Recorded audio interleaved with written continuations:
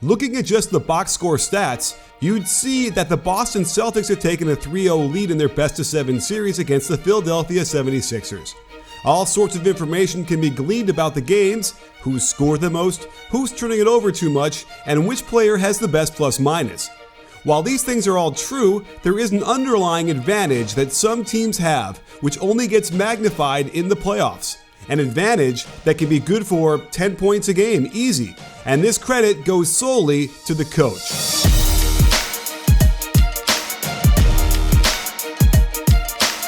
In the case of the Boston Celtics, Brad Stevens has been adding to their win totals with his philosophy and system every year he's been there. And this series against the Sixers is no exception. One of the big keys to winning a playoff is to consistently generate more good shots than the opponent. And nowhere is this more clear than in the after timeout plays, when a coach has just drawn up a play in the huddle and has the most control over what the offense does. Of course, stuff happens, and the defense has something to say about the matter, but the Celtics routinely find the shots they're looking for, the kind of shots you can tell they practiced over and over again. In Game 1, you can see what they're setting up as Horford makes sure Baines knows to get to the corner, dragging Embiid out of the lane. Knowing the Sixers like to switch, Tatum knows the curl should catch them out of position. Smart is waiting on it and just fires the pass for a layup. Some coaches design one action to get a shot and the offense dies if the defense blows it up. The progression and flow of the Celtics offense is what makes it difficult to stop. This time they curl Morris off of 2 screens, well defended, so Tatum gets his own pin down, 2 defenders go to him, and Horford slips to the basket for a layup. But I want you to watch something carefully. Notice how Rozier reads this way early and actually motions for Horford to cut. This is the kind of preparation where the coaching influence is obvious. You'll see variations of this double pin down action on the weak side, this time started with pinch post action on the strong side. Ilyasova stays attached to Horford to take away that cut, but they find Brown making an easy catch, and you can tell this shot is one he's practiced thousands of times, no matter if Simmons gets a hand up or not.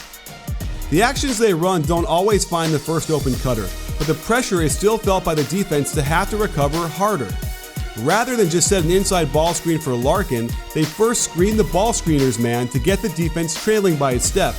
Another switch finds Morris rolling to the hoop open, but Horford can't get it there in time. But they've got a mismatch down low and waste no time attacking it, another sign of a well-prepared team. The double comes. Had Morris waited a split second longer, he's got a layup for Horford, but that cut opens up the shot for Rozier, who knocks it down. And this brings us to Game 3, a make-or-break matchup for the Sixers who simply cannot afford to go down 3-0 with a loss at home. And it just so happens that this game is where Brad Stevens' effect was most profound. Another variation on the screen the ball screener action, this time it serves to get a swing into another pick and roll, catching Simmons in jail behind Smart, who hits a shot that he too has clearly practiced thousands of times over Embiid. Here's a play made popular by the Spurs called the Loop, a series of 3 screens set for Rozier across the baseline. The key is the attack on the catch, which is what the Celtics offense is predicated on, and it catches the defense spread apart and an easy lefty layup for Rozier. This brings us to the crucial part of the fourth quarter of a real dogfight, and without question, the team that executes better wins this game. Notice how the Sixers take too much time getting into their set. Even this pass to Embiid is off target and disrupts the flow. This one-handed Embiid pass is way too high, and what should have been a wide-open catch-and-shoot 3 is fumbled and no shot. Now they're stuck with JJ Redick running a pick and roll, not ideal, but give him tons of credit for hitting a crazy shot. The Celtics come down in the horn set up Simmons with a fake flare cut by Tatum, who cuts back to the right side and gets another attack on the catch, open pull-up from 14 feet. And we've got to get back to a mindset where this is a good shot for a good shooter. Of course, it doesn't always work perfectly, and on this set, they run that same double pin down on the weak side. The defense does a good job to switch this and contain, and when Brown loses the ball, it looked like all was lost. Morris was going to do some sort of isolation deep in the corner against a good defender, but watch Brad Stevens slide in behind the ref to call a timeout at the last possible second. I mean, that took serious guts to do that, and awareness that they had 2 timeouts left, and the confidence in his ability to draw up out-of-bounds plays. It's no secret that Stevens is world-renowned for those out-of-bounds plays, and he doesn't disappoint here. You can tell Tatum is staring a hole at Brown the whole way, using his back screen on Morris as subterfuge to get the focus on the cutter before going to the basket himself. The pass is delivered, Brown's athleticism allows him to corral it, and he can finish knowing Ilyasova doesn't want to foul. Remember the importance of designing good plays and executing them? Well, the Sixers show how not to do that, and here's what happened. The play calls for Redick to cut off an Embiid screen to the left wing, and Simmons to UCLA cut off of Embiid, before Redick passes to the high post. With what could only be described as a brain fart, Redick just throws the pass too early, before Simmons had cut out of the way.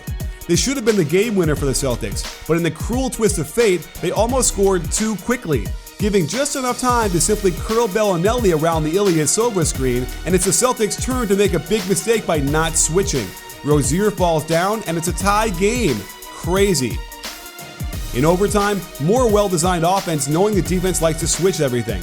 We've seen this flare cut by Tatum before, and they double him, leaving Horford wide open in the paint. But Tatum can't see it. However, they find the mismatch with Morris attacking Embiid. Way too much help from Ilyasova. Embiid was in good position here. Simmons is watching and not rotating down, and an easy pass for the layup.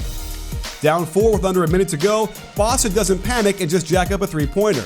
Their focus is to get something going to the basket for a quick 2, and they kept returning to the same flare action for Tatum. This time, they don't double, Bellinelli doesn't have much hope to stay in front of him, and a great finish with the off foot off the glass over Embiid. Remember the one-handed pass by Embiid that was off target to Ilyasova? It pops up again twice, on the muffed one-handed handoff, and then after he recovers it, he lofts a terrible pass that Rozier almost accidentally deflects. The Celtics recover and get right to the rim, get fouled, but only get one free throw. Of course, all the preparation that Stevens does for his team ensures they'll be able to take advantage of some luck when it presents itself. Now, this set by Philly wasn't very creative and ends up getting a tough shot by Embiid, but Simmons gets the rebound and somehow misses this 3-foot shot when he doesn't use the backboard. And that brings us to the final shot, and a beauty of a play drawn up by Stevens. Knowing they're going to switch everything, he has Horford pinned down for Tatum. That brings Embiid way out of the play, and Tatum cross-screening for Horford forces the switch of Covington. Now, I don't know if it mattered much whether Covington played in front or behind. Had he played behind, Horford backs him down for an easy shot. He opts to front, the lob gets over him, he doesn't want to foul, and Horford gives every Celtics fan a heart attack before getting the layup to fall through the rim. And this play was curious to me. They set a pin down for Embiid to catch the ball somewhere near the elbow, but with 5 seconds, they had time to run something to get a safer inbounds pass angle. Instead, Simmons nonchalantly throws the bounce pass out there with one hand. It bounces way too close to him, then sits up begging for Horford to steal it. Horford hits both free throws, it's a 3-point lead, the Sixers have no timeouts left, and they're left to desperately heave up a shot. And the Celtics take this game, and most likely the series, all built upon the solid foundation that Brad Stevens has built over the last several years, sticking to the covenant of fundamentally sound basketball that goes back to the beginning of the sport, and will continue to yield winning plays no matter what the future of the game looks like. Sports fans, make sure to hit the subscribe button and adjust your settings so you can get notified immediately when we drop another great NBA video. Let us know how you feel with a thumbs up and a comment. After all, at BBallBreakdown, we're not a channel, we're a conversation. You in?